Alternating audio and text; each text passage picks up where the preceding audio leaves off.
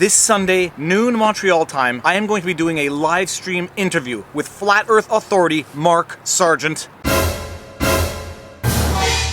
The other day I was watching a Netflix documentary with my wife called Behind the Curve. It's a documentary on the Flat Earth community. I watched the documentary because I sincerely wanted to understand the position. The documentary left me totally unfulfilled because it seemed more intent on poking fun at the people as opposed to actually explaining why it is that they believe what they believe. So after watching the documentary, I Google Mark Sargent, find his email address, send him a quick email asking him if he would be game for something of a collaboration, a live stream interview on my channel, so that we can actually meaningfully delve into the how and the why it is they believe what they believe. Mark replied within an hour, said he was game. We had a subsequent conversation, and it is scheduled for this Sunday, noon, Montreal time, live stream, unedited, ask your questions, come in and join the chat. When Mark and I spoke over the phone, I reassured him that the purpose of this interview is not to make fun of him. It's not what I'm about. We live in a day and an age where very few people are actually genuinely trying to understand people with whom they vehemently and vigorously disagree. We are living through the conditioning of social media where the purpose is rarely to actually come to a meaningful understanding of what the other person believes and why, but rather just to score cheap internet points off insults, quips, snide remarks. In an email to Mark, I wanted to know if I could refer to people who believe in the flat earth theory as flat earthers. I want to know if it's a derogatory term to people within the community. I then Googled it afterwards, and sure enough, in the Urban Dictionary, it's a term that's used interchangeably with calling someone mentally challenged. And this is what just drives me crazy, the intolerance towards innocuous ideas that other people hold that will have no actual impact on my life, and for some reason, people feel morally justified in referring to people who hold beliefs that are either untenable or untenable to them as mentally deficient. I had a piano teacher who cried when her cats died, but didn't cry when her mother died. And then my mother asked her, why are you crying when your cats died, but you didn't cry when your mother died? And she said, well, at least I want to see my mother in heaven. Would anyone dare equate that belief with being mentally challenged? And some of you are going to say, well, that's religion, and this is science, and you can't make fun of someone for their religious beliefs, but you can make fun of someone who doesn't believe in science. And these are questions that I want to flesh out, because the Flat Earth movement